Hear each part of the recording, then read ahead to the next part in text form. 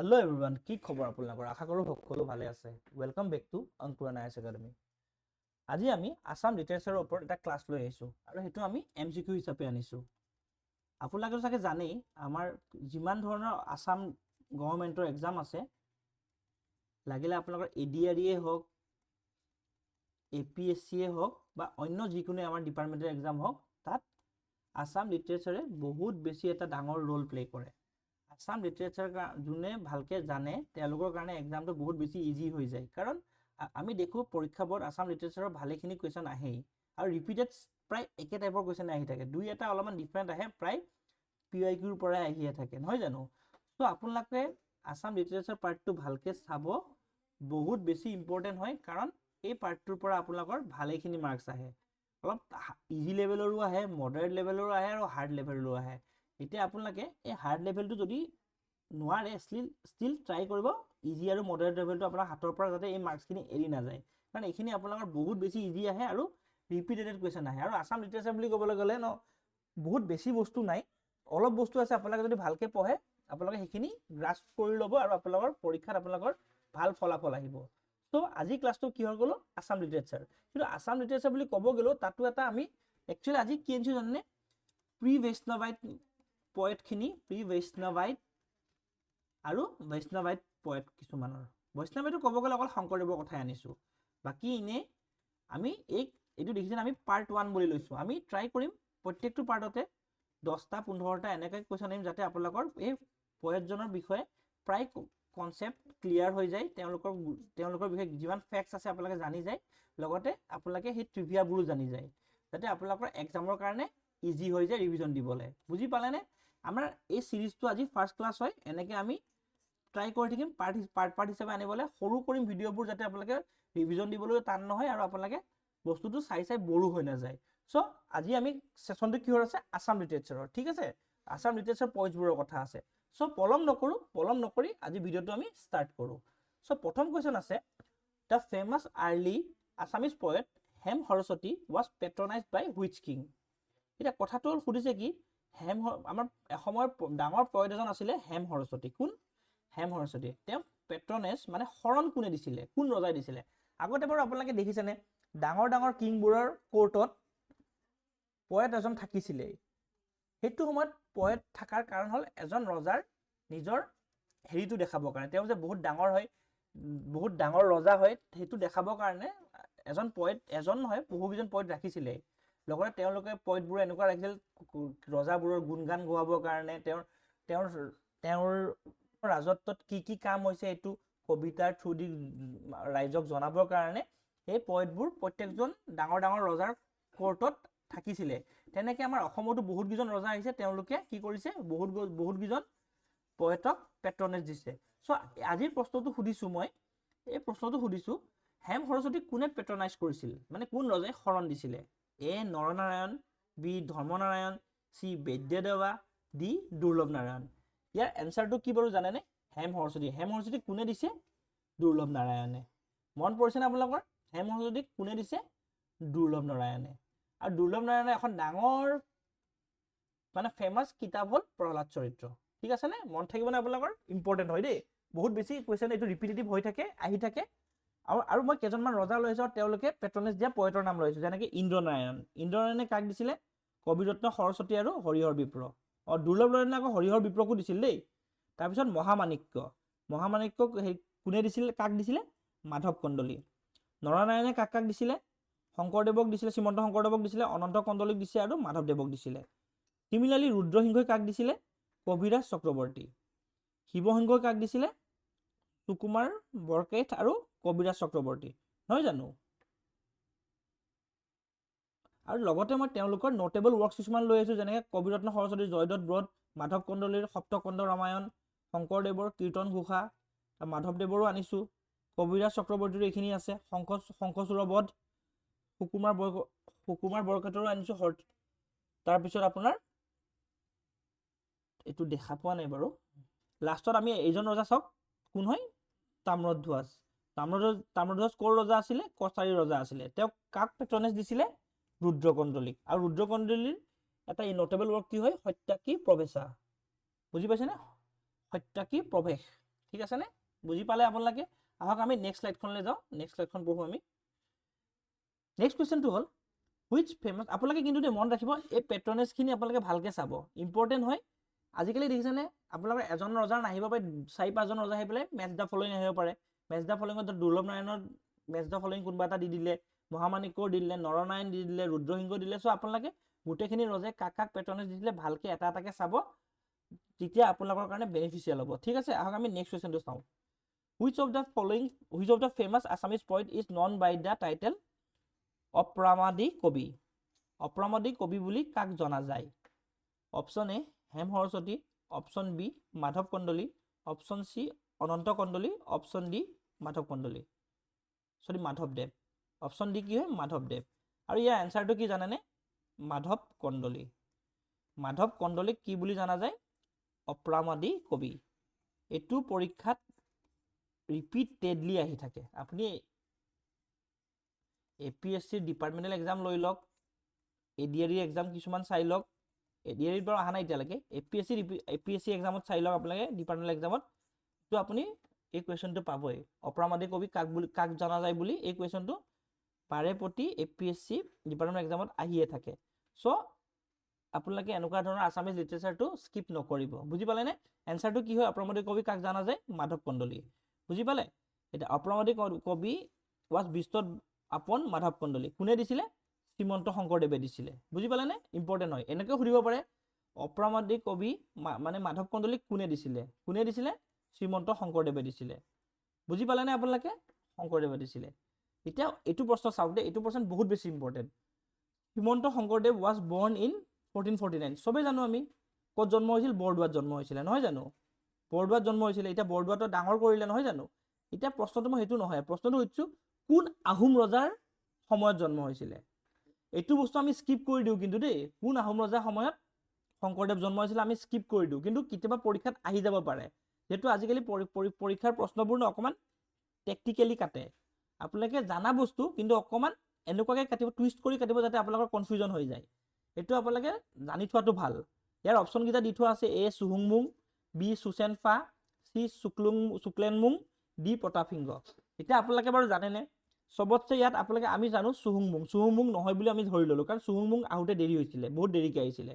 হয়নে তাৰপিছত শুক্লেনমুং আমি এই প্ৰশ্নটো জানিব লাগে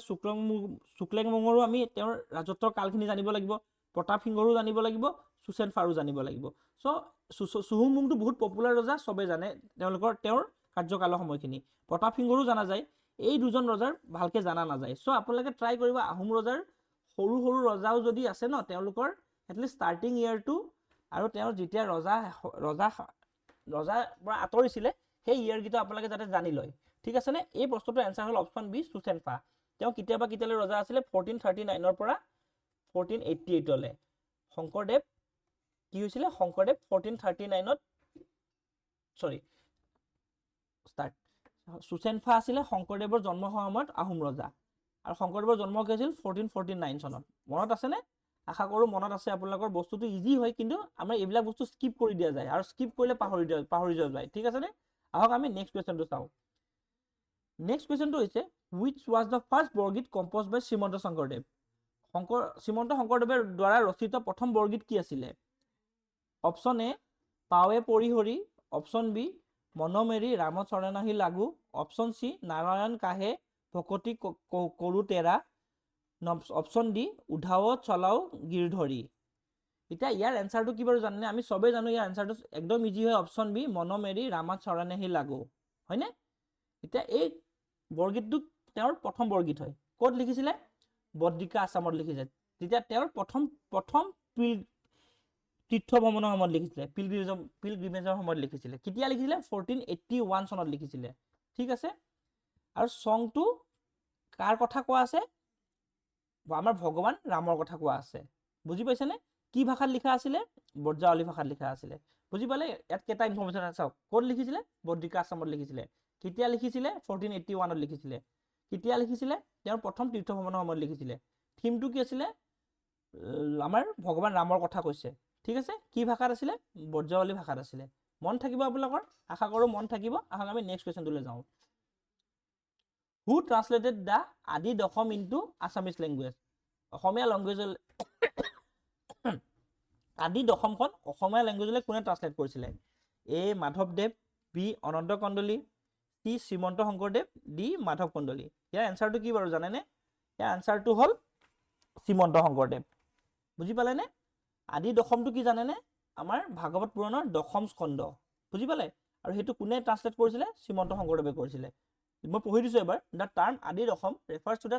first part of the Dasam Skandha ঠিক আছে which was translated by Srimanta Sankardev বুজি পালে না অসমীয়ালৈ কোনে ট্ৰান্সলেট কৰিছিলে শ্ৰীমন্ত শংকৰদেৱে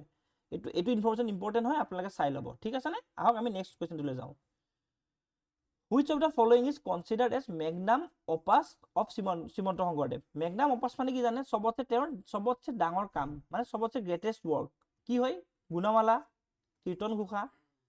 ভক্তি ৰত্নাৱলী নে অংকীয়া নাট আৰু ইয়াৰ এনসাৰটো কি জানে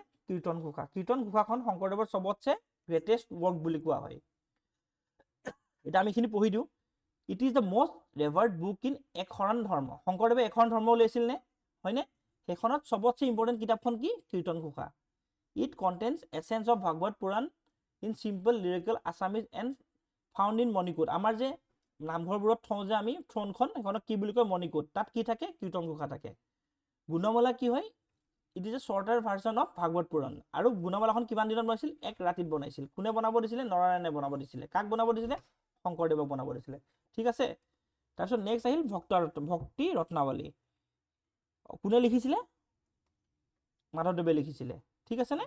অংকীয়া নাটটো আমাৰ জানোৱে শংকৰদেৱে আৰম্ভ কৰিছিলে ঠিক আছে নে আশা কৰো আপোনালোকে ইনফৰমেশনখিনি বুজি পালে আহক আমি নেক্সট কোৱেশ্চনলৈ যাওঁ which work of Sankardev is literally translated as garland of praise মানে শংকৰদেৱৰ কোনটো কাম ইংলিছত garland of praise হিচাপে ট্ৰান্সলেট কৰা হৈছে এ কীৰ্তন ঘোষা বি গুণমালা চি ভক্তি ৰত্নাকৰ ডি কুৰুক্ষেত্ৰ এটা গাৰ্লেন অফ প্ৰেজ মানে কি জানেনে আপোনালোকে প্ৰেজ মানে কি গুণগান হৈ জানো প্ৰেজ কৰাৰ কাৰণে কাবাৰ গুণগান হৈ জানো সো গুণ ক'ত গাইছিলে গুণমালাত গাইছিলে সো আনসাৰ কি হ'ব অপচন বি গুণমালা এটা এইখিনি ইনফৰমেশন বহুত বেছি ইম্পৰ্টেন্ট ইংলিছলৈ কোনে ট্ৰান্সলেট কৰিছিল বেনুধৰ ৰাজখোৱাই কৰিছিলে কেতিয়া কৰিছিল 1923 ত কৰিছিলে ঠিক আছে এক্সকিউজ মি কোনে কম্পোজ কৰিছিলে শ্ৰীমন্ত শংকৰদেৱে আসলকে কৰিছিলে কেতিয়া কৰিছিলে 1552 চনত কৰিছিলে এক ৰাতিৰ ভিতৰত কৰিছিলে কোন ৰজাৰ ৰিকুৱেষ্টত কৰিছিলে নৰনাৰায়ণৰ ৰিকুৱেষ্টত কৰিছিলে বুজি পালেনে কোনে ইংলিছলৈ ট্ৰান্সলেট কৰিছিলে বেনুধৰ ৰাজখোৱা নামটো কি আছিল গাৰ্লেণ্ড অফ প্ৰেজেছ কেতিয়া কৰিছিল 1923 এটো সাগে আপোনাৰ ঠিক আছে 1923 হ'ব তাৰ পিছত আৰু এটা ইনফৰমেশন দি দিও হিন্দীলে কোনে ট্ৰান্সলেট কৰিছিলে 2010 চনত কৰিছিলে দেৱী প্ৰসাদ বাগৰদিয়াই কৰিছিলে মন ৰাখিব দেৱী প্ৰসাদ বাগৰদিয়া মন থাকিব না আপোনালোকৰ ৰিভিজন দিব দে ইম্পৰ্টেন্ট হয় দেৱী প্ৰসাদ বাগৰদিয়া কি কৰিছিল গুণমালা ট্ৰান্সলেট কৰিছিল কি হলে কৰিছিল হিন্দীলে কৰিছিল কেতিয়া কৰিছিল 2010 ত কৰিছিল মন থাকিবনে আৰামসে থাকি যাব এবাৰ পিডিএফ টো পঢ়ি দিব আৰামসে থাকি যাব ঠিক আছে আশা কৰো এই ইনফৰমেশনখিনি আপোনালোকে পঢ়িলে কাৰণ সঁচাকে এই ইনফৰমেশনখিনি বহুত বেছি ফেকচুৱেল হয় আৰু বহুত বেছি ইনফৰমেটিভ হয় বহুত নতুন কথা আছে আপোনালোকে পঢ়িব মুখস্থ কৰিব পৰীক্ষাত যদি আহে কৰি থৈ আহিব স্কিপ কৰি নাহিব ঠিক আছে নে আহক নেক্সট কোৱেশ্চনটো পঢ়ো The composition of Gunamala is associated with which popular Assamese proverb? ঠিক আছে অসমৰ কোনটো আসামিজ প্ৰভাৱৰ লগত এই গুণমালাৰ কম্পোজিশনটো জড়িত হাতী মাৰি ভুৰুকাত ভৰুৱা নাই মুমাতকৈ কণা মুমাই ভাল ফুটা নেতা বুঢ়া মেথা মুখত বিষ বুকুটা অমৃত ইয়াৰ এনসাৰটো কি জানে হাতী মাৰি ভুৰুকাত ভৰুৱা এটো এটা মেটাফৰ হয় একচুয়ালি চাওক আমাৰ ভাগৱতখন কেনেকুৱা আছিল বহুত ডাঙৰ নহয় জানো কিন্তু শংকৰদেৱে এক ৰাতি ভিতৰতে এখন গুণমালাখন লিখি দিছিলে নহয় জানো so it's like capturing an elephant and putting in a মানে এটো কেনেকুৱা জানে এটা হাতী ধৰি পেলাই সৰু ভুৰুকা এটা থুমোৱা কাৰণ ইমান ডাঙৰ কিতাপ এখন এক ৰাতিৰ ভিতৰত তেওঁ গুণমালালৈ ট্ৰান্সলেট কৰিছিলে নহয় জানো সো চাওক মেটাফৰটো কি হাতী elephant represent the vast complex of 18000 verse of Bhagavata Purana চাওক এক্সকিউজ মি আমাৰ ভাগৱত পুৰাণ 18000টা ভাৰ্স আছে তেওঁ এক ৰাতিৰ ভিতৰতে গুণমালাখন লিখিছিল এখনৰে নহয় জানো গুণমালাখন লিখিছিলে এক ৰাতিৰ ভিতৰতে নহয় জানো হেতুকে ভুৰুকা বুলি কৈছিলে বুজি পাইছেনে সো সব কিমান ডাঙৰ কথা এটো নহয় জানো 18000 ভাৰ্স তেওঁ এক ৰাতিৰ ভিতৰতে লিখিছিলে গুণমালাখন সো ইটস লাইক হাতী মাৰি ভুৰুকাত ভৰোৱা নিচিনা কথা নহয় জানো সো সেইটো কাৰণে আমি এই ইনসিডেন্টক হাতী মাৰি ভুৰুকাত ভৰোৱা বুলি কোৱা যায় আশা কৰো আপোনালোকে বুজি পাইছে আহক আমি নেক্সট কোৱেশ্চনটো চাওঁ Which of the following was the last Ankiya Nath composed by Srimanta Shankardev? Srimanta শংকৰদেৱৰ দ্বাৰা ৰচিত লাষ্ট অংকীয়া নাটখন কি আছিলে আপোনালোকে গোটেইখন বাৰু জানেনে কি আছিলে কলিয়া দমন পত্নী প্ৰসাদ কেলি গোপাল ৰুক্মিণী হৰণ পাৰিজাত হৰণ আৰু ৰাম বিজয় তেওঁ ৰাম বিজয়খন একদম লাষ্টত লিখিছিলে তেওঁ একদম যোন বছৰ ঢুকাইছিল সেই বছৰে লিখিছিলে মানে কোনখন হ'ব ৰাম বিজয় আৰু তেওঁ কেতিয়া ঢুকাইছিল 1568 চনত 1568 চনত তেওঁ ঢুকাইছিল তেতিয়া শিলাৰায়ে কোনে ৰিকুৱেষ্ট কৰিছিল লিখিবলৈ শিলাৰায়ে ৰিকুৱেষ্ট কৰিছিলে বুজি পালেনে শিলাৰায় কোন হয় নৰনাৰায়ণৰ সৰু ভায়েক হয় থিম কি আছিলে জানেনে ৰাম আৰু সীতাৰ বিয়াৰ কথা আছিলে হৰধনুখন যে আমাৰ হৰধনুখন ষ্টাৰ্ট কি কথা আছে হৰধনুৰ কথা আছে হৰধনু কি হয় তেতিয়া সীতাৰ স্বয়ম্বৰ পাতে তেতিয়া যে আমাৰ ৰামে গৈ পেলাই সেই শিৱৰ ধনুখন যে ভাঙি পেলাই যে সেইখন আপোনাৰ কি কৰে সীতাক বিয়া পাতি নানে জানো সেই কিতাপ সেইখিনি কথাকে ৰাম বিজয় লিখা আছে নহয় জানো ইয়াত এটা ইম্পৰ্টেন্ট কথা জানিবলগীয়া কি জানে আমাৰ শংকৰদেৱৰ গোটেইখিনি কিতাপতে কৃষ্ণৰ কথা আছে কিন্তু এইখনে এখন কম্পোজিশন যত আমাৰ ৰামৰ কথা আছে বুজি পালেনে আশা কৰো বুজি পাইছে সো ইয়াত সব কিমানখিনি বস্তু আছে আপোনালোকে এবাৰ ৰিডিং দিব ঠিক আছে নে আহক আজি আমি শেষ কোৱেশ্চনটোলৈ যাওঁ who was the first recipient of prestigious Srimanta Sankardev award কোন প্ৰথমবাৰৰ বাবে শ্ৰীমন্ত শংকৰদেৱ এৱাৰ্ডটো কোনে পাইছিলে ভূপেন হাজৰিকা সত্যজিৎ ৰে কীৰ্তিনাথ হাজৰিকা নে মহেশ্বৰ নেওগ ইয়াৰ এনসাৰটো হ'ল কীৰ্তিনাথ হাজৰিকা প্ৰথম এই এৱাৰ্ডটো কেতিয়া আৰম্ভ হৈছিলে 1986 ত প্ৰথম কোনে পালে কীৰ্তিনাথ হাজৰিকাই পালে কিহৰ কাৰণে পাইছিলে outstanding contribution to art culture and literature ঠিক আছে নে that promotes the ideals of Sankardev মানে এইটো কাৰণে দিয়া হয় outstanding contribution of art and culture or literature that promotes ideals of Sankardev আৰু আজিলৈকে কিছুমান ডাঙৰ মানুহে পাইছে কোন জানেনে ভূপেন হাজৰিকা সত্যজিৎ ৰে কপিলা ভাটছায়ান আৰু ৰতন থিয়াম বুজি পালেনে আপোনালোকে বহুত বেছি ইম্পৰ্টেন্ট হয় এটা কথাটো হল আপোনালোকে বাৰু আজি সেশনটো কেনেকুৱা পালে পাৰ্ট 1 টো কেনেকুৱা পালে অলপ নতুন বেলেগ ধৰণৰ ইনফৰমেটিভ বস্তুবোৰ আনা গৈছে নে যোনখিনি বস্তু বেলেগ চেনেলবোৰে কভাৰ নকৰে আমি হেনুকা ধৰণৰ বস্তু আনিছো নে আগলৈও আনি থাকিম ইয়াতে আৰু এটা কথা কৈ দিও আপোনালোকক একদম বহুত বেছি ইম্পৰ্টেন্ট কথা এটা কওঁ শংকৰদেৱৰ এটা সুৱা নাম আছে শংকৰদেৱৰ এটা সুৱা নাম আছে আমি যেনেকৈ চাওঁ এটা জন্ম হোৱাৰ লগত আমাৰ মা দেউতাই চাই দিয়ে নে শংকৰদেৱৰ হেনুকা এটা নাম আছে সেই নামটো কি জানেনে বাৰু সেই নামটো হ'ল গংগাধৰ